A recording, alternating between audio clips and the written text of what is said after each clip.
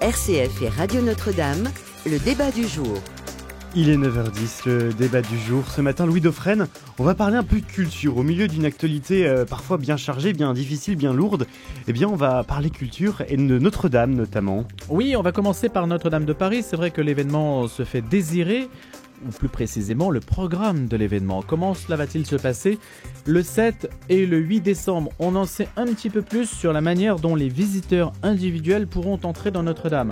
Voilà, on va en parler, puis ce sera l'occasion peut-être d'échanger sur les attentes et puis ce que signifie quand même Notre-Dame de Paris après un tel chantier, une telle restauration dans un temps record quand même. Eh bien d'ailleurs dites-le nous par mail dès à présent, qu'attendez-vous de la réouverture de la cathédrale Notre-Dame de Paris? Direct @radionotre-dame.com, c'est tout attaché, direct @radionotre-dame.com. Et pour en parler ce matin, nous sommes avec Sophie Rouberti, bonjour. Bonjour. Journaliste culturelle et auteur, et Guillaume Goubert, bonjour. Bonjour. Guillaume, vous êtes ancien directeur de la rédaction du quotidien La Croix, chroniqueur culture également sur RCF et Radio Notre-Dame. Merci à tous les deux d'être présents ce matin, c'est le débat du jour.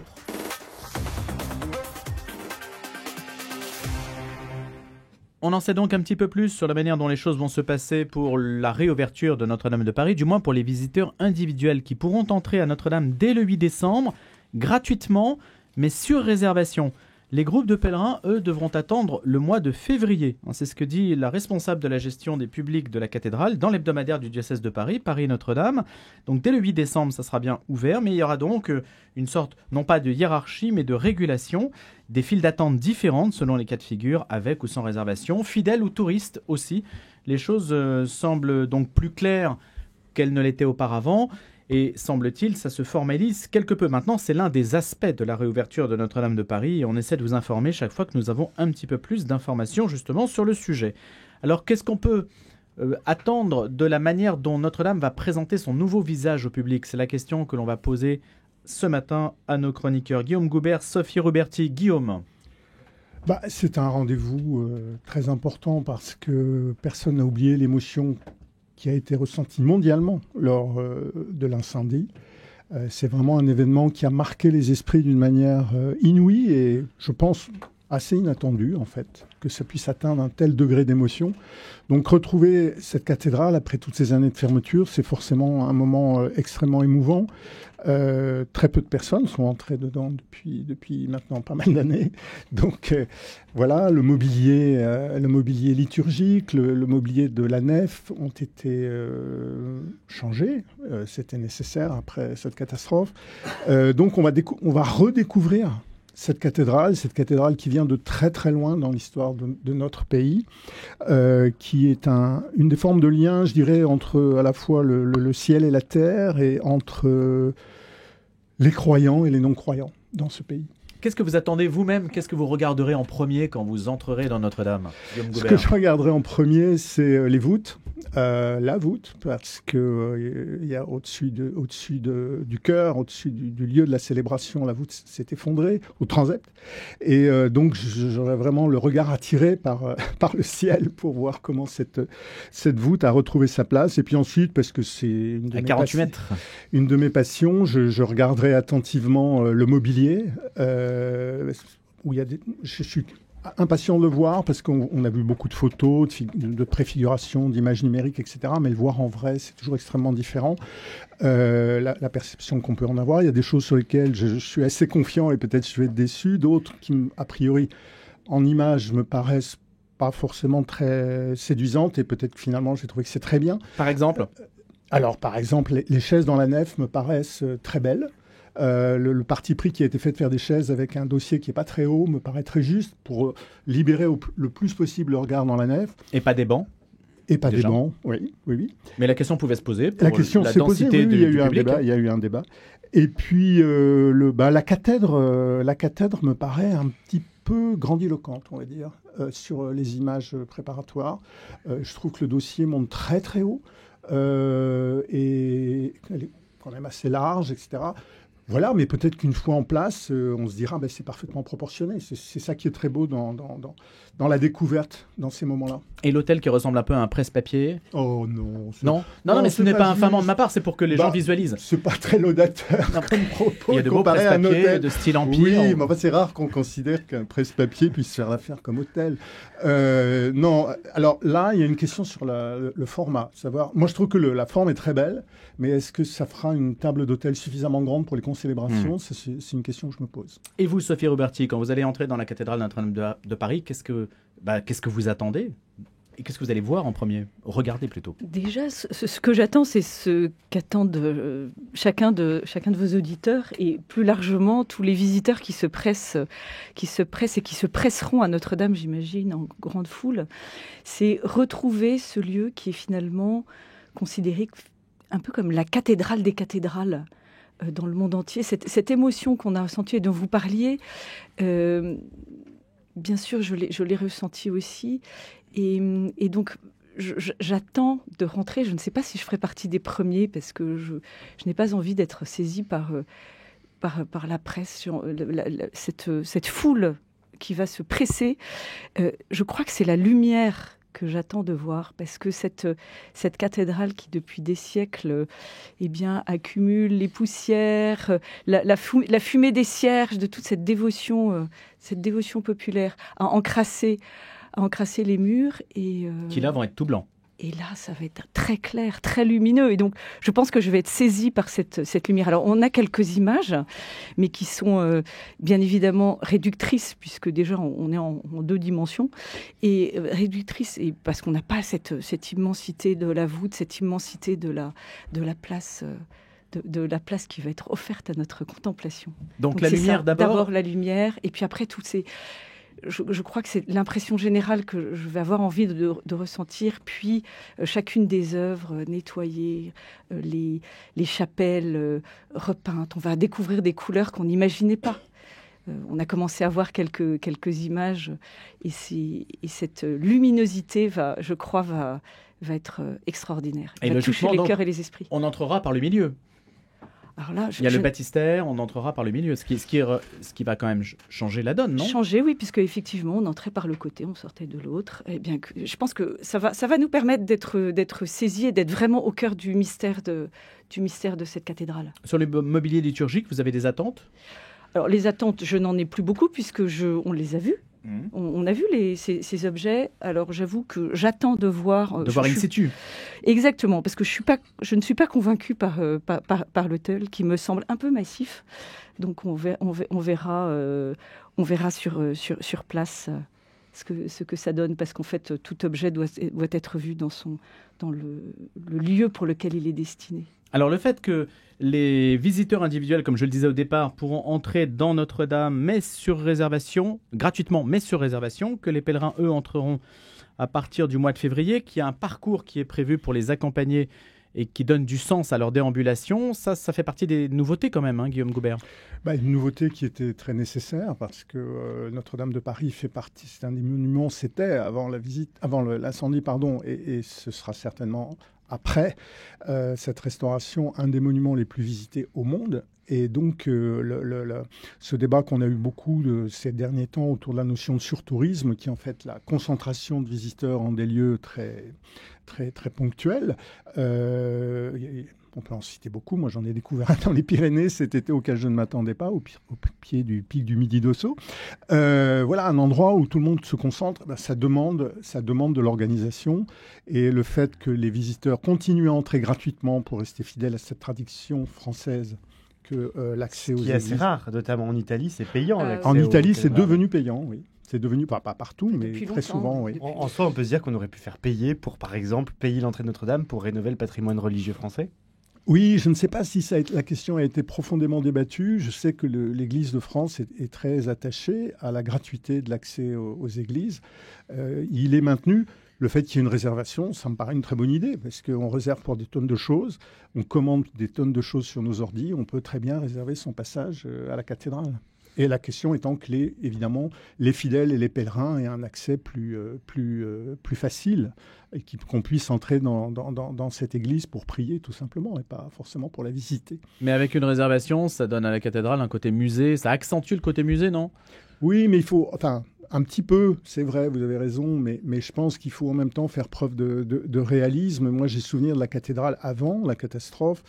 C'était quand même difficile de se recueillir. Donc, si on peut améliorer les choses, je pense que ce sera bien pour tout le monde. Donc il y aura des files d'attente différentes selon les cas de figure, avec ou sans réservation, fidèles ou touristes. Il y a quand même une séparation qui est envisagée. Parce que c'est indispensable cette réservation, même si dans l'absolu, on peut le regretter, parce qu'on a tous envie de pouvoir rentrer dans n'importe quel lieu de prière pour se recueillir. S'il y a des files différentes, ça facilitera la tâche de ceux qui souhaitent y aller. Mais on voit aussi comment ça se passe quand on est par exemple à Saint-Marc à Venise. On sait qu'on peut entrer gratuitement pour la messe. La moitié des personnes qui assistent à la messe au début ont quitté l'édifice bien avant la fin de l'homélie. Et donc vous estimez qu'en fait, oui, allez-y Guillaume. Une petite nuance, parce que moi j'ai fait l'expérience, la messe matutinale n'est pas comme ça. Et c'est vraiment une expérience magnifique, d'abord parce qu'on traverse Venise presque vide, là, je ne sais plus à quelle heure elle est, si c'est 7h30 ou 8h du matin. On traverse Venise presque vide, on entre dans la cathédrale par le côté, on est dans le chœur, on n'est pas très nombreux. Alors c'est vrai qu'à la fin, on ne vous laisse pas faire un petit tour. On vous fait vite comprendre qu'il faut ressortir par la porte par laquelle vous êtes entré, de façon à laisser la place pour les visiteurs payants qui ont réservé ou pas. D'ailleurs, je ne sais plus comment ça marche. Mais non, la messe tôt le matin, je la recommande, c'est une expérience magnifique. Donc c'est le paradoxe, c'est que les fidèles qui viennent à la messe, eux, n'ont pas le droit de rester après dans l'édifice. Oui, c'est un peu paradoxal, c'est vrai. Alors qu'on peut... Mais bon, il faut quand même prendre en compte les difficultés d'organisation que ça représente. Enfin, je veux dire, faut se mettre à la place de ceux qui font vivre des lieux pareils. C'est quand même c'est un sacré boulot, quoi. On a une telle chance d'avoir ces merveilles pour se recueillir qu'il faut peut-être en accepter un minimum de contraintes. Mais il y a deux contraintes majeures aujourd'hui, c'est soit vous tombez sur des églises fermées à clé, inaccessibles, soit il faut réserver parce qu'elles sont trop demandées. C'est quand même paradoxal quand même. C'est un cas particulier. Oui, je crois qu'il ne faut pas généraliser. Si vous allez dans beaucoup de cathédrales en France, même parmi les plus belles, on vous laisse rentrer sans aucun problème et il n'y a pas de contrôle à l'entrée, pas de réservation nécessaire. On est vraiment dans un cas exceptionnel. À Notre-Dame de Paris, il y a donc tout ce parcours qui sera proposé aux fidèles et aux touristes. Ça, c'est une chose assez nouvelle. Il y a toute une réflexion pour présenter aux différents visiteurs la cathédrale sous son plus bel état et aussi pour leur proposer un parcours catéchétique. C'est bien que l'Église ait fait ce genre de démarche pour conjuguer art et sacré. Alors, je trouve que c'est bien que l'Église fasse ce genre de démarche parce que ça existe déjà dans pas mal d'églises, de cathédrales, de lieux qui sont fréquentés par les touristes où l'Église locale, la communauté locale, essaie de donner des éléments. Alors, quelquefois, c'est un peu bricolé avec des photos découpées, collées sur du papier craft. C'est assez touchant, ça peut être très maladroit. J'imagine qu'à Notre-Dame, ce sera très élaboré. Il y a eu des débats, si vous vous souvenez, qui ont été assez vifs sur la nature de ce parcours, puisqu'il était question qu'il y ait des projecteurs qui projettent des paroles bibliques sur les murs, etc., où ça avait suscité beaucoup d'animosité.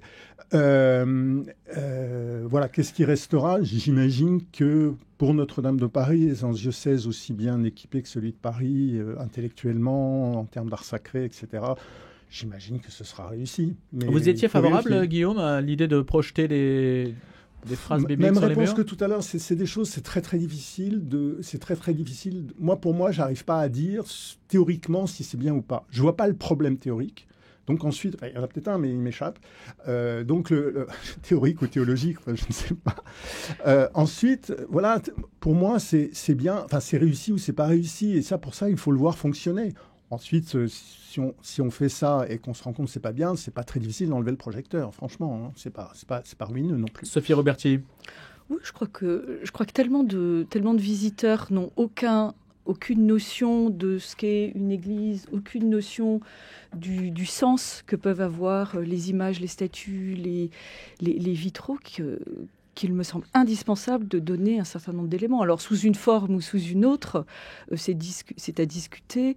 Beaucoup d'églises le font de manière... effectivement, ça peut être un peu de bric et broc, mais souvent, c'est fait de manière très, très professionnelle. On peut donner des éléments de réflexion, des éléments culturels, des éléments... divers qui permettent de comprendre et d'entrer dans l'imaginaire. De mémoire, des frises chronologiques qui sont de l'histoire de l'Église, qui sont assez bien faites, enfin même très bien faites, et plutôt qui s'étalent sur, vous voyez, qu'on peut regarder comme au fil de la déambulation et qui sont plutôt pas mal. Ah, mais les outils sont innombrables, donc nul doute que le diocèse aura trouvé les bons pour s'adapter à cet élément. Un touriste reste en moyenne 8 minutes dans Notre-Dame de Paris. Alors peut-être que ça va l'inciter à rester un petit peu plus longtemps s'il a des informations qui l'intéressent, qui lui font découvrir des choses. Et il y avait quelque chose avant ou pas? Il y avait quelque chose auparavant? Il me semble ma connaissance, que non. J'ai pas souvenir. Non, il y avait des comment dirais-je, la possibilité. J'imagine qu'il y avait bien des dépliants pour expliquer, oui, il y avait des mais ça devait s'arrêter là. Multilingues, dans pas mal de langues, et puis bien sûr il y avait la possibilité des possibilités d'acheter des brochures, des choses comme ça. Mais je ne suis pas souvenir qu'il y avait vraiment des panneaux d'ordre catéchétique. Se posera la question quand même des langues du parcours. Je ne sais pas ce qui est. On verra les choses quand on le testera nous-mêmes, mais comment la chose se présente de cette façon-là? Alors, nous n'avons pas d'éléments pour répondre à votre question. Je pense que si on part de l'idée du français, de l'anglais, de l'espagnol, de l'italien, de l'allemand, du chinois, du japonais, on va couvrir une bonne partie des visiteurs. Alors, le choix qui a été fait, je ne sais pas, à moins qu'on ait aussi des audioguides qui permettent d'avoir, ou des applications qui permettent d'avoir dans des langues très variées des informations, ça... Mais quelle est la manière pour vous, qui êtes spécialiste du domaine culturel, quelle est la manière pour vous la plus agréable, la plus efficace, la plus pertinente en fait de visiter intelligemment un monument? Alors, je pense que la manière la plus facile d'accès, c'est celle où l'information se donne à voir à l'endroit même où est la sculpture, la peinture, le mur, la fresque à voir. Effet immédiat. Oui, c'est beaucoup plus facile à lire et à décrypter que d'avoir un document à la main où on est obligé de se référer à une information écrite qui n'est pas forcément directement accessible. Alors, je sais aussi que se développe de plus en plus, je ne sais pas si ce sera cet outil-là qui sera utilisé, mais se développe de plus en plus des applications où on peut visionner, par exemple, un vitrail qui se situe extrêmement haut et qu'on ne voit pas forcément de manière extrêmement claire. On peut le visionner sur son téléphone et avoir l'explication de ce qu'il comporte. Ça, c'est une plus-value. Alors, est-ce que je ne sais pas si c'est un outil. Ah, bien sûr que c'est une plus-value. Parce qu'aujourd'hui, qui peut regarder? Ces vitraux ne sont même pas faits pour être vus par le public. Non, mais à partir du moment où ils sont là, c'est ça qui est extraordinaire. Oui, parce qu'ils sont faits. Pourquoi sont-ils là? Ils sont faits pour Dieu. Exactement, pour la gloire de Dieu. Donc, en fait, on a cette. Mais en même temps, à partir du moment où on peut y avoir accès, pourquoi s'en priver? Le débat. Alors peut-être. Non, juste un mot pour dire que les technologies ont énormément évolué au cours de ces dernières décennies et qu'il y a un truc qui s'appelle le QR code et tout le monde a un téléphone portable et avec un QR code, on peut accéder à toutes sortes d'informations dans toutes sortes de langues et tout ce que vient de dire Sophie Rouberti, peut se matérialiser très facilement sans prendre beaucoup de place sur les murs. Le débat du jour continue avec Sophie Rouberti, journaliste culturelle et auteur, et Guillaume Goubert, ancien directeur du quotidien La Croix, de la rédaction du quotidien La Croix et également chroniqueur culture sur RCF et Radio Notre-Dame. Vous pouvez réagir par mail direct@rcf.fr et direct@radionotre-dame.com.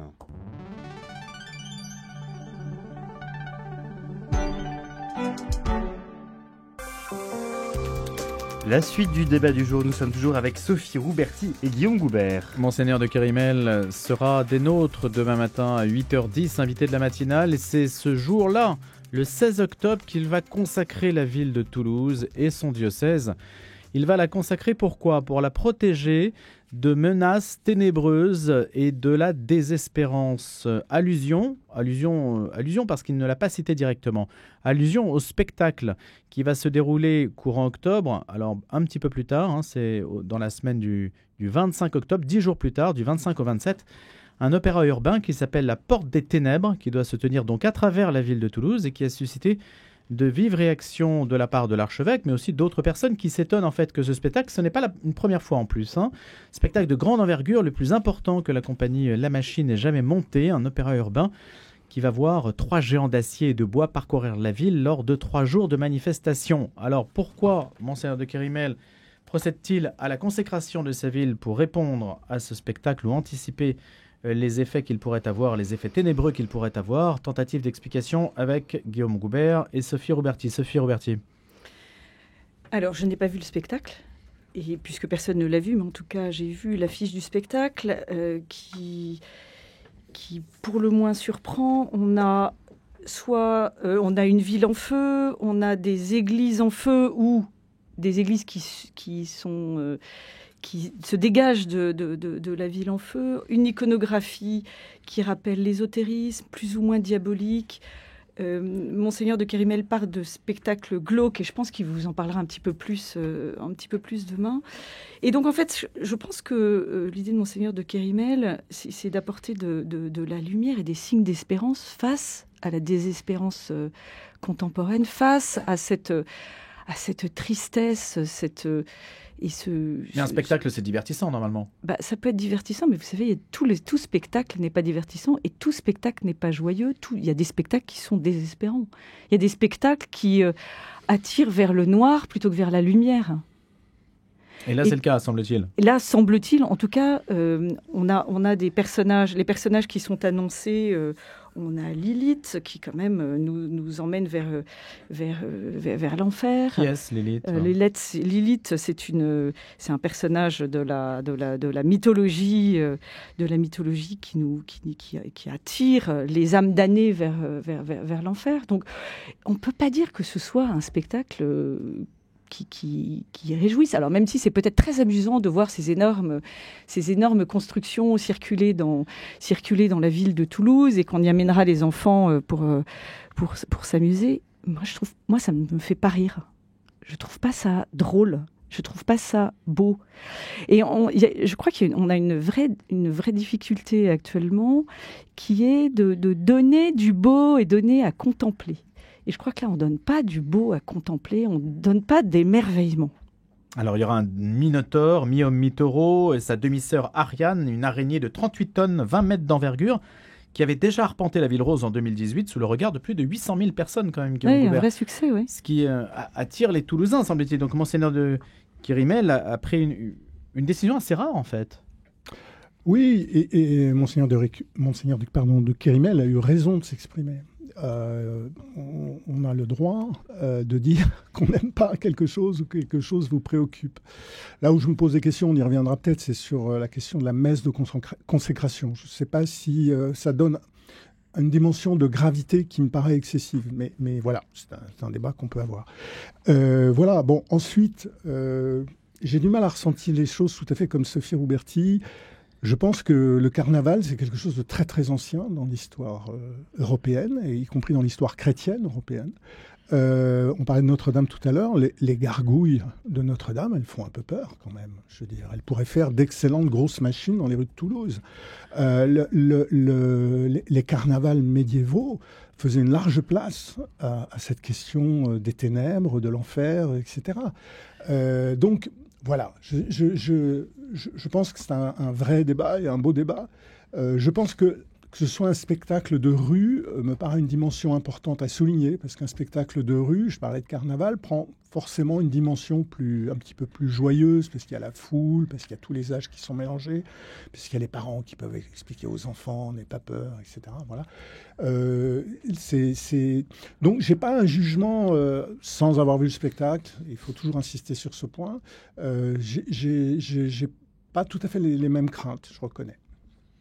On raconte vraiment une histoire qui parle d'amour, de mort, de vie, d'au-delà, avec les grands mythes qui ont traversé les siècles. C'est ce que dit François Delarosière, directeur artistique de la compagnie La Machine qui organise ce spectacle. On n'a pas le droit de censurer ou d'interdire, c'est ce qu'il affirme. Le fait de parler d'amour, de mort, de vie, d'au-delà, finalement, c'est de poser au cœur de la société des sujets métaphysiques. Je crois que le sujet n'est pas d'interdire ou de ne pas interdire un spectacle. La question est de dire que ça peut poser un problème. Et qu'en fait, mettre au cœur de la cité la violence, la mort, le mal, ça n'est pas anodin. En fait, je crois que l'art est éminemment lié à la politique. Il y a évidemment la liberté de l'artiste d'exprimer quelque chose, de représenter quelque chose. Mais en fait, là, les chrétiens se sentent aussi touchés, pas uniquement en tant que chrétiens, mais se sentent touchés en tant qu'hommes, parce qu'on touche à quelque chose de bien plus profond, qui est celui de la nature humaine finalement, et ce désir de beauté, ce désir de lumière. Alors, le fait que ça attire 800 000 personnes ne m'étonne pas. À partir du moment où il y a un grand spectacle, on a envie d'aller au spectacle et de voir autre chose. Je pense Vous pensez que ça infuse négativement sur les âmes de ceux qui regardent ? Est-ce que vous pensez, Sophie Roberti ? Oui, je pense que aucun spectacle n'est complètement neutre.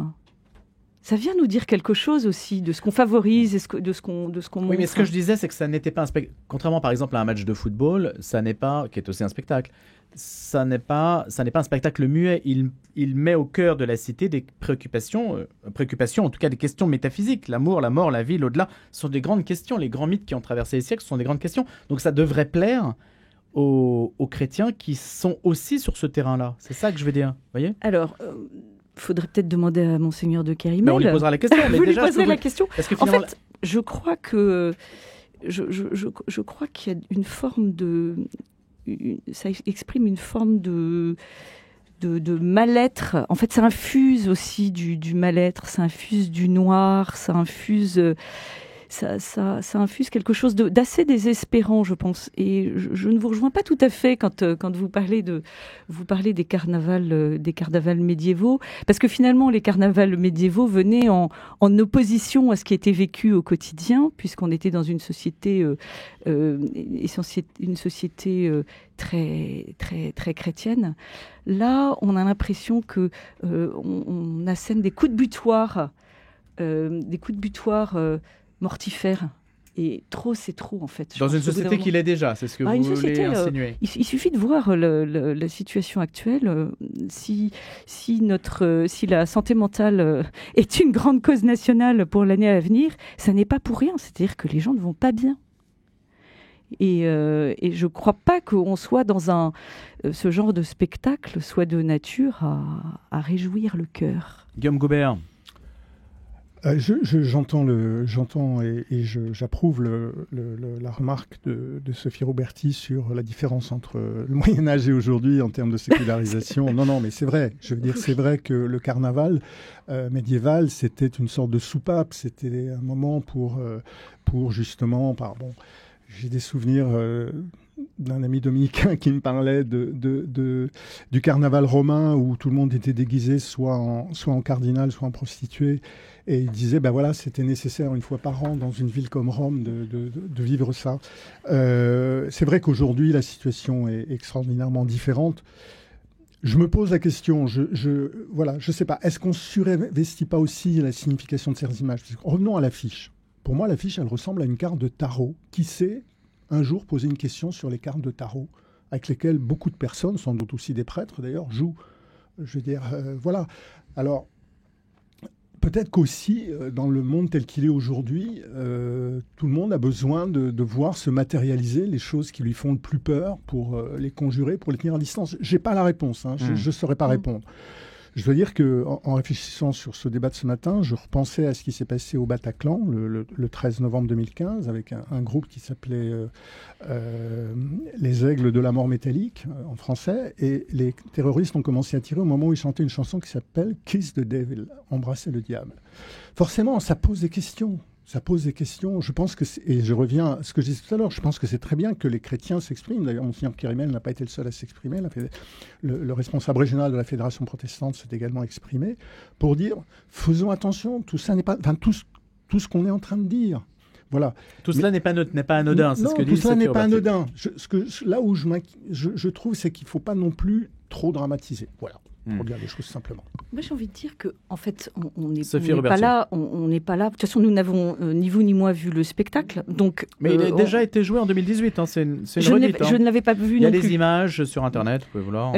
En tout cas, l'idée n'est pas de vouloir condamner de manière systématique, etc. Mais je pense que c'est important que certaines voix disent que ça peut nous blesser et ça peut faire du mal. Et je pense que là, Monseigneur de Kérimel exerce sa liberté, qui est sa liberté de pasteur, mais qui est aussi sa liberté simplement de citoyen, de dire attention, il y a des choses qui peuvent blesser, et il y a des choses qui me blessent. Ici, je pense, il ne va certainement pas demander qu'on supprime le spectacle, il ne va pas demander qu'on arrête ce type de choses, mais de dire cela ne me convient pas. Je crois qu'il est important, en particulier que des chrétiens puissent se lever en disant cette transgression qui est quand même au cœur de notre société et que l'on voit de plus en plus, ce mode de transgression qui est recherché quand même par beaucoup comme un objectif en soi, cette transgression ne me convient pas. Et je crois que notre première liberté, en tant que chrétien, mais d'abord en tant qu'homme et femme, c'est de dire « je ne suis pas d'accord ». Alors après, je ne vais pas demander qu'on les mette en prison. Hein. Non, mais la messe de consécration, c'est une réponse. Qu'est-ce que vous en pensez, La messe Sophie de Roberti ? consécration, c'est une manière de dire comme ce n'est pas une bonne chose, je vais nourrir ceux qui se sentent blessés. Je vais donner à ceux qui souhaitent aller vers... Je parlais de lumière tout à l'heure dans Notre-Dame, mais la lumière, c'est quelque chose qui est vraiment, je pense, important dans nos vies.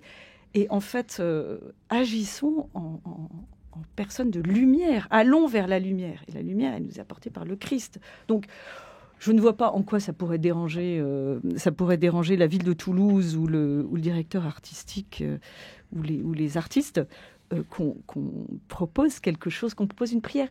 Monseigneur de Kérimel est nommé à un peuple. Et son peuple a peut-être besoin d'être nourri. Et de toute façon, la messe ou une célébration ne fera jamais de mal. Et ça ne fera de mal à personne. Ça peut plutôt faire du bien. Guillaume Gobert. Moi, je ne suis pas complètement d'accord parce que autant effectivement faire un temps de prière, un temps d'échange aussi, qui peut être aussi un temps d'échange.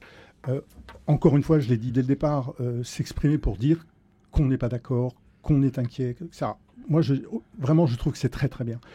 C'est la notion de messe de consécration qui me préoccupe un peu parce que ça concerne tous les Toulousains, une messe de consécration, pas seulement les catholiques, pas seulement les chrétiens. Il peut y avoir des Toulousains qui disent « mais je vous ai rien demandé ». Et je pense qu'il faut se poser cette question-là.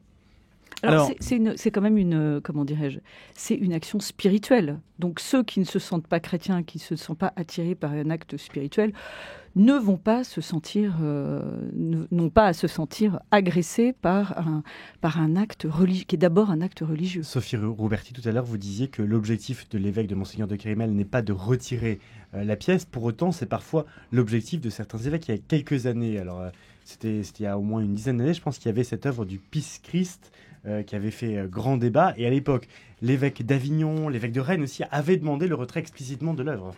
Alors, c'est une vraie question que vous posez là.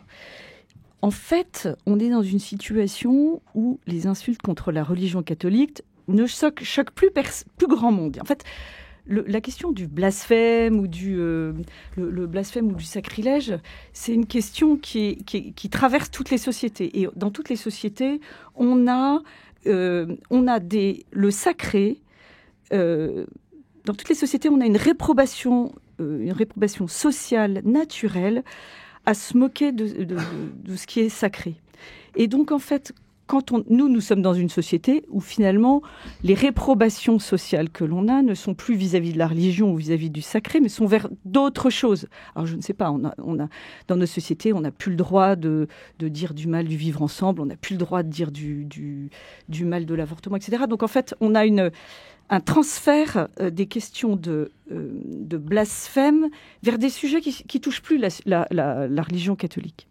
Et donc en fait, je pense que de temps en temps, les évêques tapent du poing sur la table en disant « Mais attendez, vous nous agressez quand même dans ce qui est de plus profond pour nous. » Et la figure du Christ, c'est ce qu'il y a quand même de plus profond pour nous. Et donc, moi, je n'ai pas à juger de manière,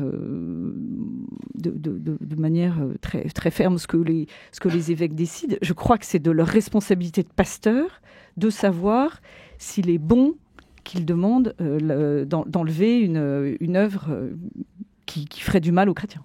Voilà, du moins là, vous parlez du Pisse Christ et pas du spectacle de Toulouse. Non, je n'ai pas vérifié non. s'il était éminemment blasphématoire ou pas, même si on peut suspecter des influences ténébreuses, comme dit Monseigneur de Kerimel, puisque les festivaliers du Hellfest avaient déjà pu apercevoir, par exemple, la troisième créature, mi-femme à cornes de bouc, mi-scorpion à pattes de crabe, qui avait déjà été présentée au Hellfest. Ouais.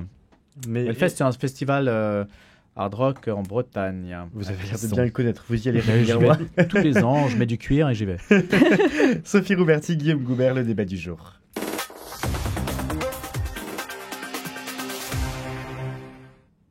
J'avais encore une question à propos en fait de ce sujet qui est un petit peu connexe et puis après on passera à l'exposition Jésus à travers l'histoire.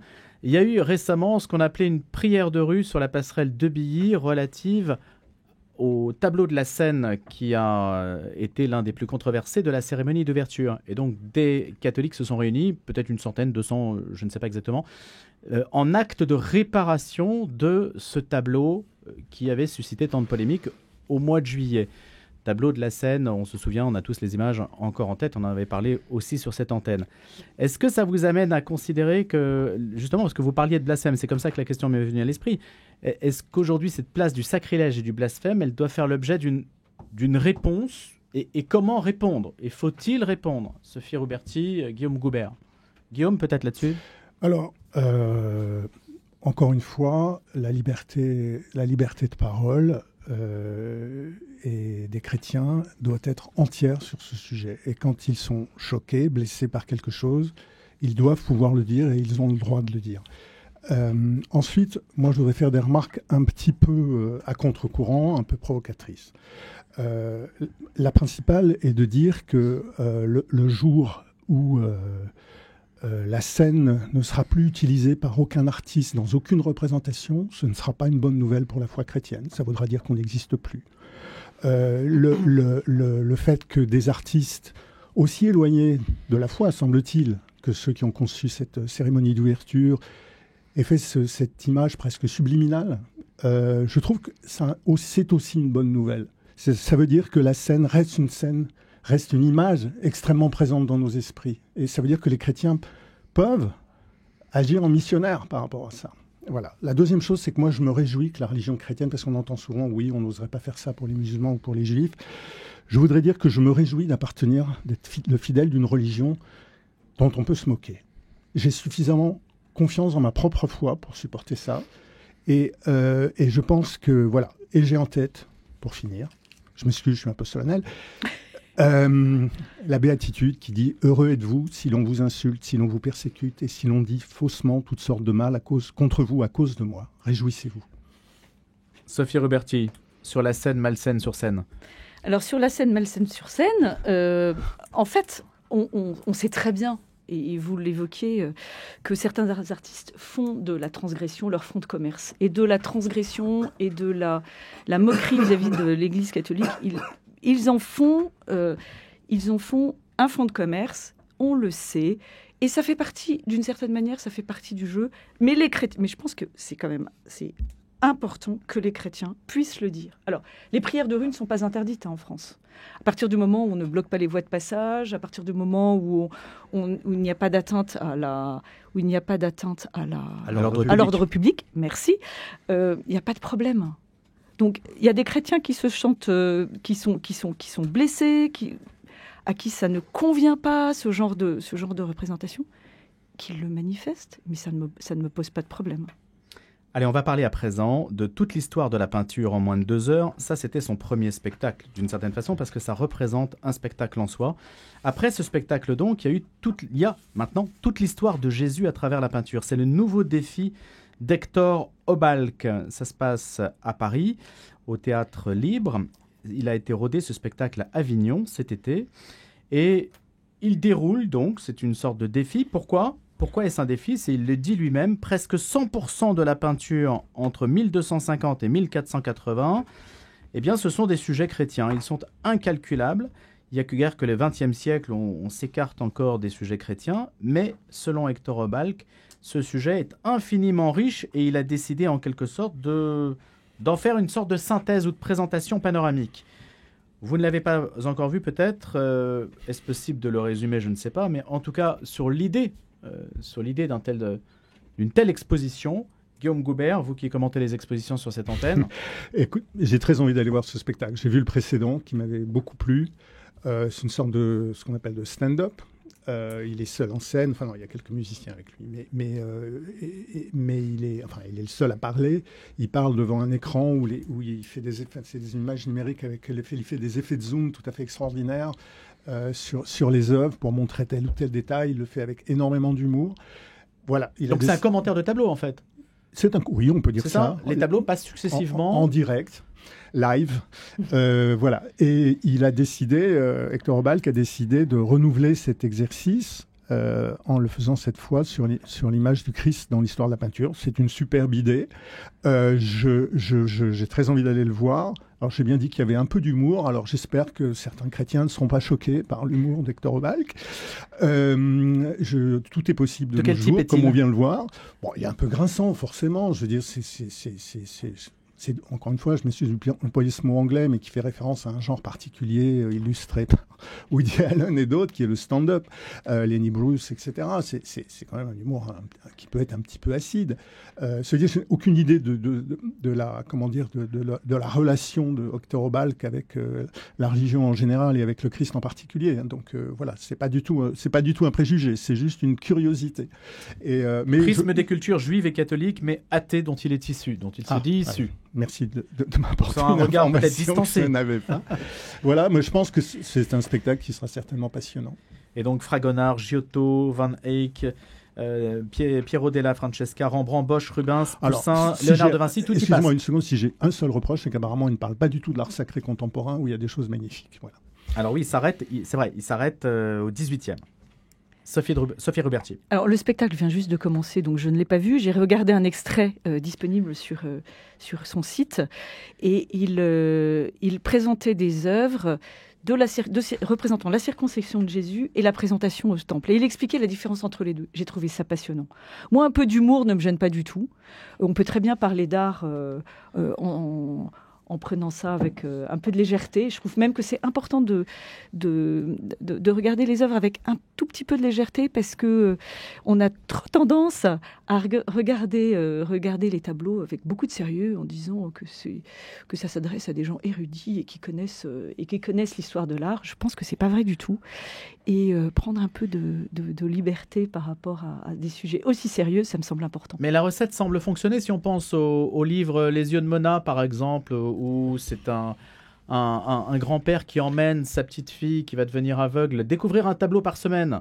C'est une recette qui fonctionne, ça. L'idée extraordinaire. Alors, c'est pas moi que vous ferez dire le contraire, dans la mesure où les questions de transmission par l'art, c'est quand même un de mes sujets favoris.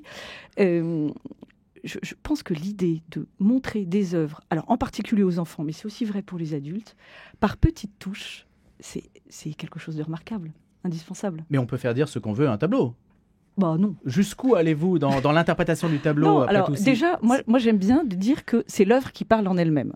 C'est-à-dire que si on voit, je vous parlais de la présentation au temple, si on voit la présentation au temple, on ne pourra pas dire que c'est une fête foraine. Enfin, je veux dire, les choses... Oui, mais il y a tellement d'anachronismes dans la peinture de la Renaissance. Elle est pétrie d'anachronismes. On ne comprend rien quand on regarde, en fait, puisqu'il y a des gens habillés d'une autre époque qui représentent des scènes bibliques. C'est quand même très bizarre. Je ne crois pas que ce soit bizarre. C'est-à-dire qu'en fait, c'est aussi la liberté de l'artiste d'utiliser des codes qui appartiennent à leur époque. Alors, j'ai à l'esprit...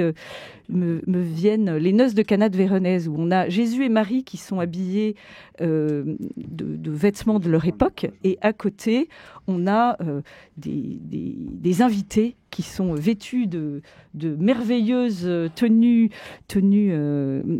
Renaissance, et ça ne gêne en rien la compréhension du sujet. Guillaume Goubert.